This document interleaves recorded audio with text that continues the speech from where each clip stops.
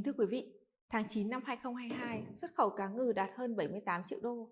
Con số này mặc dù vẫn tăng 54% so với cùng kỳ năm 2021, nhưng lại thấp hơn 15% so với tháng 8 trước đó. Tính lũy kế 9 tháng đầu năm 2022, xuất khẩu cá ngừ của Việt Nam đạt gần 808 triệu đô, tăng 55% so với cùng kỳ. Như vậy, xuất khẩu cá ngừ vẫn tiếp tục tăng trưởng so với cùng kỳ, nhưng giá trị xuất khẩu có xu hướng giảm dần qua từng tháng. Hiện thì giá cước vận chuyển đã giảm nhiều, tuy nhiên lạm phát vẫn tiếp tục tăng và đang làm giảm nhu cầu nhập khẩu của các nước.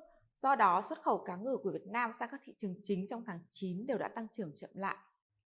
Mỹ vẫn tiếp tục là thị trường nhập khẩu cá ngừ lớn nhất của Việt Nam, với doanh số xuất khẩu trong tháng 9 đạt trên 31 triệu đô, tăng 33% so với cùng kỳ năm 2021.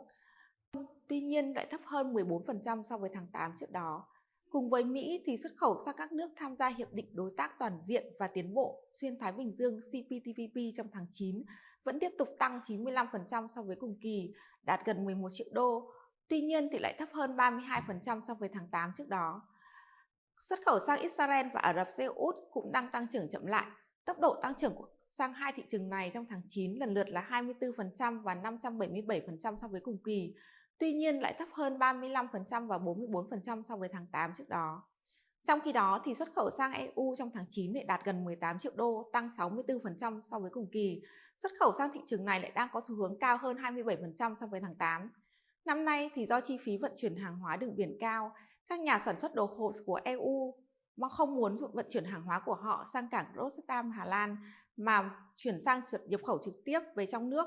Điều này sẽ không làm tăng thêm chi phí hàng hóa theo đơn giá CFA của họ. Chính vì thế mà xuất khẩu của Việt Nam sang các thị trường EU như Bỉ và Đức có xu hướng tăng mạnh. Theo dự báo của Quỹ tiền tệ quốc tế, nền kinh tế thế giới đang đứng trước nguy cơ suy thoái. 1/3 nền kinh tế toàn cầu sẽ đối mặt ít nhất với 2 quý tăng trưởng âm liên tiếp trong năm nay và năm sau. Các nền kinh tế EU cũng đang suy giảm, nguy cơ sắp tới sẽ là thị trường Mỹ. Tại thị trường này, lạm phát của các quốc gia đang xấp xỉ ở mức 10%, chính vì vậy, tỷ lệ tồn kho của hàng hóa tương đối cao. Nhu cầu về các đơn hàng từ nay đến cuối năm và đầu năm 2023 sẽ giảm mạnh. Do đó, dự kiến xuất khẩu cá ngừ sang các thị trường trong những tháng tới sẽ tiếp tục tăng so với cùng kỳ. Tuy nhiên, tốc độ tăng trưởng sẽ chậm lại. Và xuất khẩu của Việt Nam, mặc dù như vậy thì xuất khẩu cá ngừ của Việt Nam sẽ sớm chạm đỉnh 1 tỷ đô.